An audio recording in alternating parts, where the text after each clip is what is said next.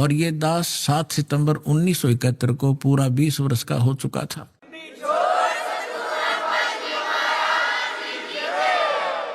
ये देखिएगा, वह अवतार जिसकी लोग प्रतीक्षा कर रहे हैं वो 20 वर्ष का हो चुका है।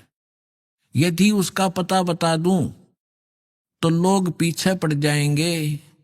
अभी ऊपर से आदेश बताने के लिए नहीं हो रहा है। मैं समय का इंतजार कर रहा हूं और सभी महात्माओं ने समय का इंतजार किया है।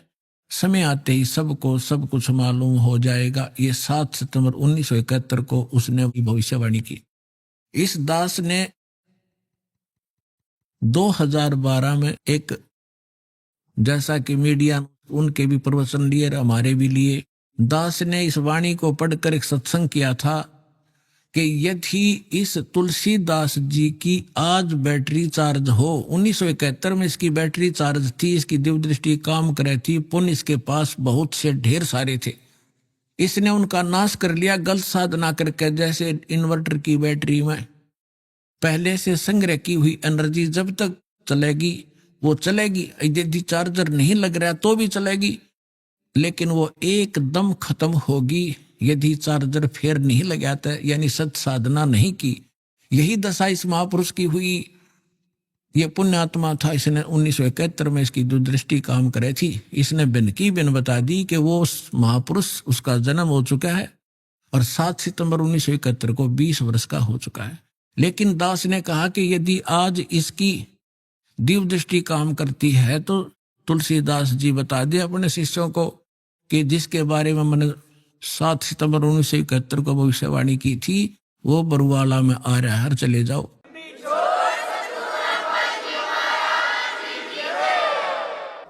लेकिन ऐसा ना करके बल्कि विरोध किया उसके अनुयायियों ने, तो परमात्मा ने उसको इसीलिए जीवित रखा था। 108 वर्ष का हो गया था कि शायद यो अपने ऊपर से भार तार दे और मेरा काम हल्का हो जाए, भगवान ने सोचा था। लेकिन अहंकार भर गया उस प्राणी में, लाखों करोड़ों शेष हो गए। हरि क्या करेंगे वो करोड़ कहाँ जाएंगे, आप पता नहीं कहाँ कौन सी योनि भोग रहा होगा। तो दास ने कहा था कि अगर इसके अंदर आज वो दिव्य दृष्टि है तो बता दे, नहीं तो ये फ्यूज हो चुका है। जब उसने नहीं बताया तो 6 महीने के अंदर उसकी टिकट कट गई, चला गया। और एक नास्त्रेदमस नाम के महापुरुष हुए हैं, उन्होंने भी कंप्लीट दास के ऊपर, आपने उसको पढ़ा भी होगा, ज्ञान गंगा के अंदर भी वो आपके लिए भक्तों ने बनाकर भेज रखा है, आपने पढ़ा होगा, नहीं तो पढ़ लेना। उन्होंने टू दी पॉइंट बता रखा है सारा का सारा। और कल एक भक्त ने किसी पत्रिका में छपी हुई एक किसी भविष्य वक्ता को बहन हुई है, उसकी एक वाणी यहां देकर गया, क्योंकि आज तो भगत हमारे पारखू हो गए, विद्वान हो गए, तुरंत समझ जाते हैं कि ये वाणी किसके लिए बोली जा रही है। तो यहां देकर गए, उसको कल हमने देखा और आज आपके रूबरू कर रहे हैं, जिसके अंदर कमाल कर रखा है। यह पत्रिका जो दास आपको दिखा रहा है, ये केवल 2 पेज देकर गया कोई भक्त, यहां किसी भक्त को, इसमें पत्रिका का नाम नहीं है, लेकिन इसमें वाणी जो लिखी है ये कमाल की है, देखिएगा, यथार्थ है। इसका फिर भक्तों ने इस यूट्यूब पर भी खोजा है, जो का तू पाया है। एक फ्लोरेंस नाम की भविष्य वक्ता हुई है अमेरिका में, और उसने इस दास के बारे में, एक महापुरुष के बारे में, ये तो आप कहने की जरूरत नहीं, बार बार कहना अच्छा भी ना लगता, आप पे पता लग जाएगा सब सारे लक्षणों को जब आपके रूबरू किया जाएगा। इसने कहा कि विश्व प्रसिद्ध भविष्य वक्ता फ्लोरेंस ने भविष्यवाणी की है कि तीसरा विश्व युद्ध नहीं होगा, वह भारत के प्रयासों से टल जाएगा। एक दिव्य महापुरुष की विचारधारा से भारत में एक आध्यात्मिक लोग सत्ता में आएंगे। उस महापुरुष के अनुयायी उनकी इस नई विचारधारा को विश्व में फैलाएंगे। भारत ही नहीं, पूरे विश्व के लोग उस विचारधारा से प्रभावित होंगे। भविष्य वक्ता फ्लोरेंस की महत्वपूर्ण वाणियां। अब देखिए, ये है वो, पूरा देखना एक बार। ये है वो बहन जिसका फोटो है, ये चित्र बना है इस पत्रिका के अंदर। ये वो बहन खड़ी है, जैसे एक फिलोसफर की तरह इनकी दृष्टि स्पष्ट दिखाई दे रही है। अब इसके हम आगे और पढ़ेंगे तो आनंद घना होगा। इसके हमने फोटो स्टेट कर रखी है, इसमें निशान लगा रखे, इसमें कुछ उभरे हुए अक्षर हैं, अच्छे पढ़े जाएंगे। देखिए, इसमें ज्यादा ना पढ़ के हम अपने काम का पढ़ेंगे। वो हमने 53 पर पढ़ा था, ये हमने 53 पृष्ठ है इसका, इस पे पढ़ा था। ये यहाँ 53 पृष्ठ है, यहाँ देखा था 53 पृष्ठ पे। और अब हम यहां पढ़ेंगे 54 पृष्ठ पे। ये 54 पृष्ठ है। अब देखिएगा यहाँ क्या लिखा है।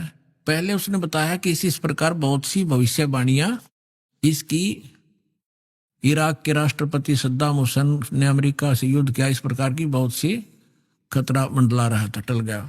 फ्लोरेंस की इतनी भविष्यवाणियां सच साबित हुई हैं कि कोई उनकी भविष्यवाणियों पर शक तक नहीं कर सकता। वैज्ञानिक भी उनकी भविष्यवाणियों के सच होने के से आश्चर्यचकित हैं।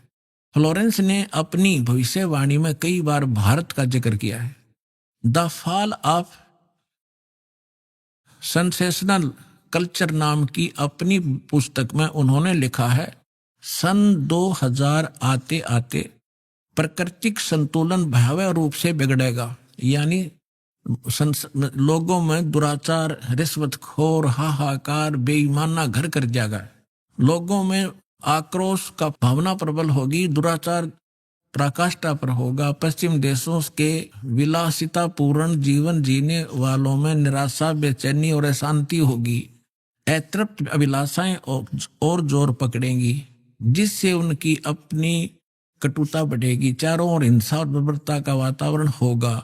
गरीब संपन्न व्यक्तियों की संपत्ति छीनेंगे, ऐसा वातावरण होगा और चारों ओर हाहाकार मच जाएगा। अब देखो, अब ये भविष्य वक्ता कह रही है कि ऐसी, अगर वो संत ना आता तो ऐसी दशा भारत की हो जाती, लोग एक दूसरे ने लूटने लग जाते। अब इसने तुरंत फिर क्या कहा कि उस संत की विचारधारा से वो घातक माहौल टल जाएगा। देखिए यहां आगे, ऐसा वातावरण होगा, ऐसा हाहाकार मच जाएगा। लेकिन भारत से उठने वाली एक नई विचारधारा, लेकिन भारत से उठने वाली एक नई विचारधारा इस घातक वातावरण को समाप्त कर देगी। वह विचारधारा वैज्ञानिक दृष्टि से लोगों में सामंजस्य और आपसी भाईचारा और भाईचारे का महत्व समझाएगी। वह यह भी समझाएगी कि धर्म और विज्ञान में आपस में विरोध नहीं है। आध्यात्मिकता की उच्चता और भौतिकता का खोखलापन सबके सामने उजागर करेगी।